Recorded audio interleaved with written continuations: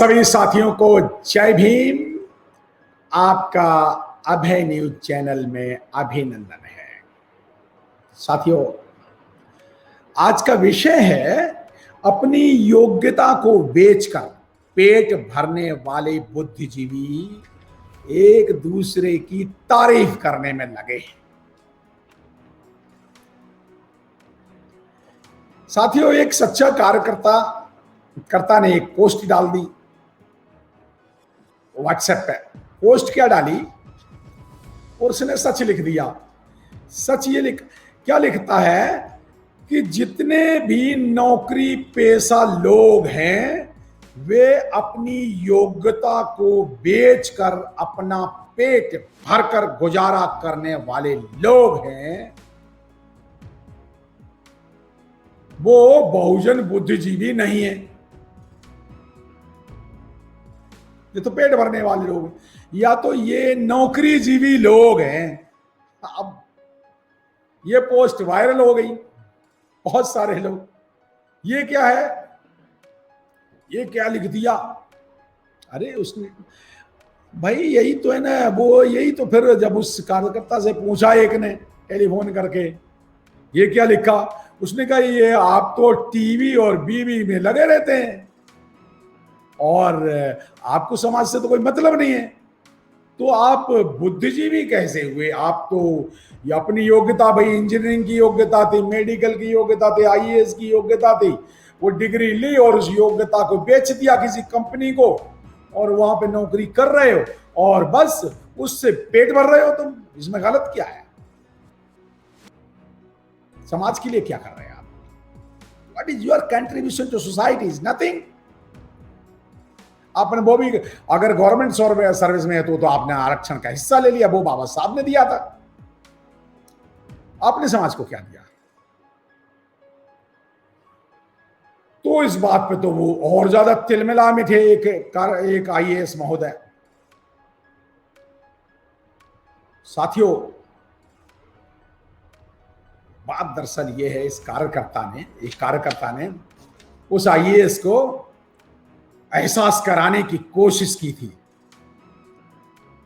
कि आप अपनी योग्यता से पेट तो पाल सकते हैं लेकिन मूवमेंट नहीं चला सकते। बहुजन मूवमेंट, मजबूत मूवमेंट नहीं चला सकते और ना ही जो चल रही है बहुजन मूवमेंट उसमें कोई योगदान दे सकते, क्योंकि आप लोगों से जब सहयोग की बात की जाती, सहयोग, कोऑपरेशन,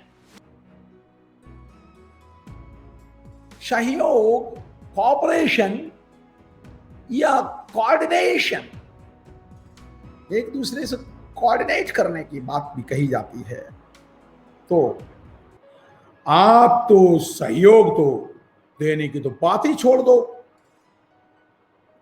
क्या आप सहयोग कर पाते हो? कौन सा सहयोग करते हो? समय का सहयोग या धन का सहयोग या बुद्धि का सहयोग? टाइम, टैलेंट, ट्रेजरी कुछ देते हो क्या? नहीं ना। तो फिर किस बात की बुद्धिजीवी हो? अरे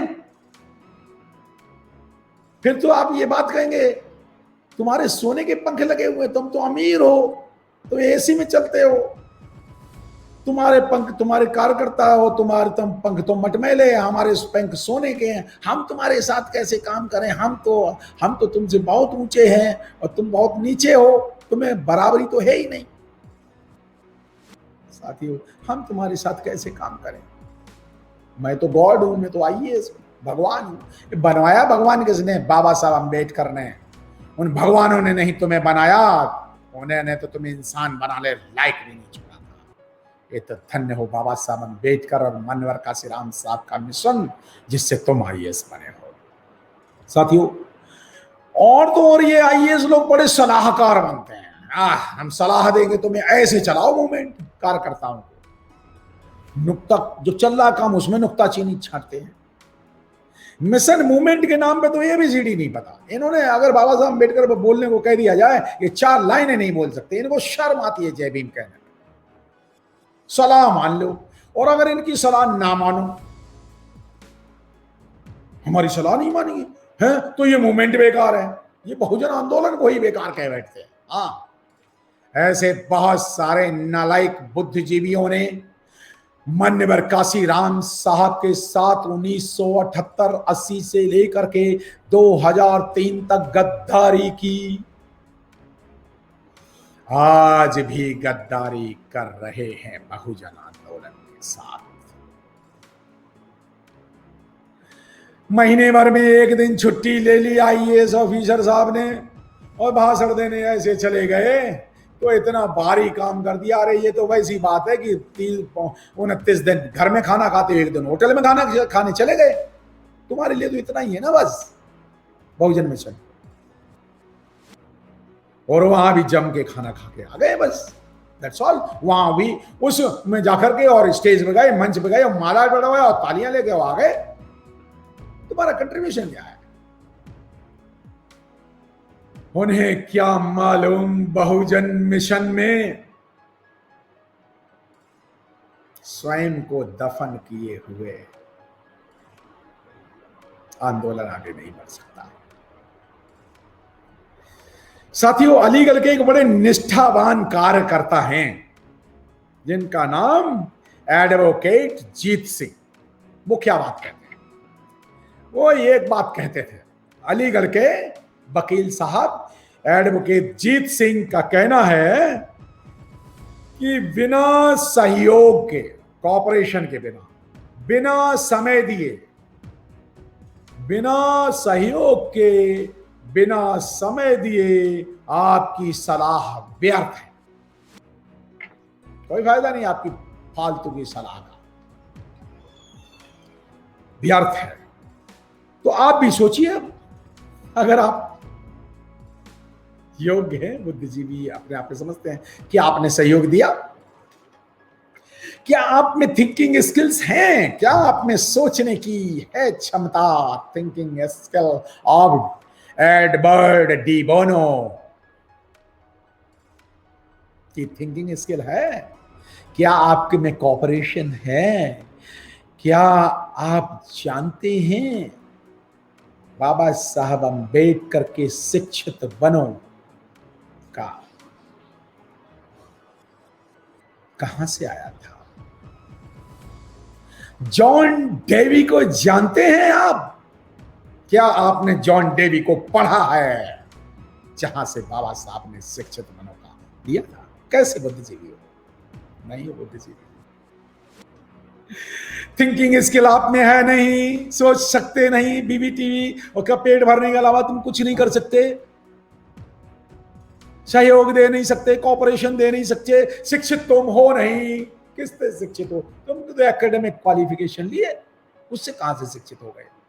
सोच सकते नहीं, आजाद नहीं, तुम तो गुलाम हो, नौकर हो, पेट पालने वाले हो।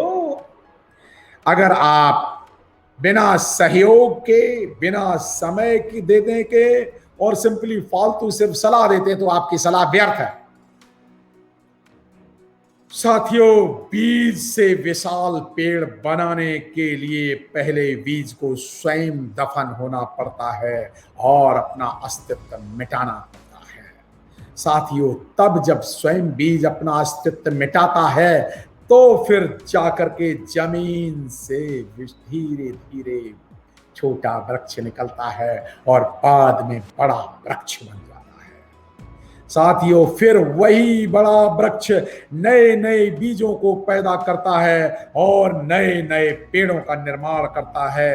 अगर हम चाहें कि हम बीज, नए नए बीजों को, हम खुद बीज की तरह दफन ना हो और हम तो नया पेड़ भी बन जाए, ऐसा नहीं हो सकता। This is law of nature justice. साथियों, यह कतई संभव नहीं है। साथियों, बाबा साहब अम्बेडकर ने कहा, उन्होंने मुझे मिट्टी में दबाने की बहुत कोशिश की, लेकिन उन्हें नहीं मालूम कि मैं एक बीज हूं। बाबा साहब बीज हैं और वो बाबा साहब आज हमारे भारत में वट वृक्ष बन के, महान वट वृक्ष बन के खड़े हैं। उनकी छाया में 130 करोड़ भारतीय संविधान की छाया में हैं। साथियों, उसी तरह से बटर बक्स बन करके मान्यवर काशीराम साहब ने आंदोलन चलाया। लेकिन साथियों, यहां तो क्या हो रहा है, एक साहब कहते हैं, एक पति पत्नी कहते, तो कोई दूसरा तो नमस्ते करता नहीं था, दोनों अफसर थे, क्लास जोन अफसर, एक दूसरे को साहब खाना बनाए, वो कहते साहब खाना बनाइए, वो कहते साहब बाजार चलें, एक दूसरे को साहब कहते थे। तो किसी ने पूछ लिया, अरे पति पत्नी हो आप, एक दूसरे को साहब क्यों कहते हो? कहते क्या करें, और कोई तो हमें साहब कहता नहीं है, तो हम कह देते हैं एक दूसरे को साहब। अजीब बात, खुश हो लेते हैं। साथियों, जो वक्ता, जो अधिकारी, जो बुद्धिजीवी हमारे सामने इस समय समाज में घूम रहे हैं, वो एक दूसरे की तारीफ कर रहे हैं, बड़ी बड़ी फेंकते हैं, कसीदे करते हैं, लेकिन सच्चे दिल से काम नहीं करते, और सच्चे कार्यकर्ता नीचे रह जाते। एक आईएएस अधिकारी को तो एक स्टेज में मंच ने एक बोल दिया, बोधिसत्व बोल दिया। अजीब एंकर था मंच का। मैंने कहा क्या कर रहा है भाई, बोधिसत्व का तुझे मतलब पता है, और इस आदमी को बोधिसत्व बोल रहा है, ये शराबी कबाबी को। नाराज हो गया आईएएस। हो जाए तो हो जाए, मुझे क्या करना है। बोधिसत्व का मतलब तो उसको पता ही नहीं था, और ये आईएएस अधिकारी बड़ा खुश हो रहा था, हमें बोधिसत्व बोल दिया, ये फूल के कुप्पा हो गया। मैं पूछा, अरे हेलो मिस्टर बोधिसत्व, दारू क्यों पीते हो? अरे ये क्या बात कर दी आपने, क्यों भाई, कैसे बोधिसत्व? खैर, और आपने क्या किया, कितना समय दिया, कितना बाबा साहब के आंदोलन। अरे बोधिसत्व शब्द की बेइज्जती तो मत करो भाई, तुम ही खुद कह दो कि मैं बोधिसत्व नहीं हूं। बोलो मंच से, बोलो मंच से कि तुम बोधिसत्व नहीं हो। खुश हो रहे हो साथियों, उन्होंने कहा मंच से कि ये ऐसे ही कह गए। चलिए, हद हो गई चमचागिरी की, चाटुकारिता की। किसी भी ऐरे गहरे नत्थु खैरे को हम महापुरुष कह देते हैं। इस विषय पे महामना ज्योतिबा फूले कहते हैं, एक ब्राह्मण से कहते हैं, तुम लोग बातूनी सुधारवादी हो, तुम केवल बातें करना जानते हो, तुम काम करना नहीं जानते हो, तुम लोग तो यूं ही झूठी मेरी तारीफ करते रहते हो, मेरी तारीफ करते हो। मेरी तारीफ मत करो, इस तारीफ से कुछ होने वाला नहीं। जॉर्ज बर्नार्ड साहब ने ठीक कहा है। क्या कहा है? कहते समझदार लोग कुछ नहीं करते, वे केवल बने बनाए रास्ते पर चलते हैं। दुनिया में कुछ लोग ही नया करते हैं, और पूरी दुनिया की तरक्की इन्हीं लोगों पर निर्भर करती है। कुछ लोग ही हटके करते हैं, बाकी तो ये समझदार लोग ये बस बने बनाए रास्ते चलते रहते हैं, ये कुछ नया खोजते नहीं है, क्योंकि इनमें थिंकिंग स्किल है ही नहीं है। ये थिंकिंग स्किल ही नहीं होती, मैंने कहा ना, थिंकिंग स्किल नहीं होती साथियों, ना इनमें कोई सैक्रिफाइस की भावना होती है। हाँ, बर्नार्ड शॉ जिन लोगों को समझदार बता रहे हैं, वो लोग यही नौकरी पेशा वाले अधिकारी हैं, और साथियों स्वघोषित बुद्धिजीवी हैं, जो बने बनाए रास्तों पर चलते हैं। अरे नया क्रांतिकारी तो कोई, नए रास्तों की खोज तो कोई ही एक आधी सिरफिरा करता है, सिरफिरा करता है। एक आधी सदियों में मान्यवर काशीराम साहब पैदा होते हैं। असल में हमने सिस्टम ही ऐसा बना लिया कि जब तक तारीफ नहीं करोगे तब तक वो खुशी नहीं होगे, जब तक आप खुश नहीं होगे तो सहयोग नहीं, चंदा नहीं दोगे, इसलिए चंदा लेना है, इसलिए आपको तारीफ करनी पड़ती है। छोटी तारीफ की खत्म करो साथियों, आओ हम अपनी गलतियां सुधारें। साथियों, अगर गलती सुधर गई, हो सकता कहीं हम सच्चे कार्यकर्ता बन जाएं, और ना बने तो कम से कम चुपचाप घर पे बैठ जा भैया। आईएएस मंच पे इस तरह के फालतू के बोधिसत्व तो मन बनने की कोशिश कर।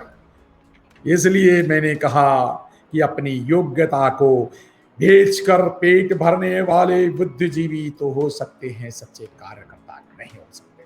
आओ भारत के इंटेलेक्चुअल, गरीबी से निकले हुए कुछ ईमानदार आईएएस लोग, ईमानदार इंजीनियर, डॉक्टर लोग। बाबा साहब ने कहा था पढ़े लिखे लोगों ने धोखा दिया, मान्यवर काशीराम साहब को भी धोखा दिया। बहुत सारे बाम सेफ में 78 के बाद जैसे ही बामन जैसे ही 80 तक जो DS4 बनाई और उसके बाद BSV बनाई, काशीराम साहब से छोड़ करके ये चालाक चंडाल चौकड़ी के लोग बाबा साहब के मिशन को छोड़ दिए, अपना मिशन लगे चलाने। आज तक कुछ नहीं कर पाए भारत, बहुत धोखा दिया। साथियों आइए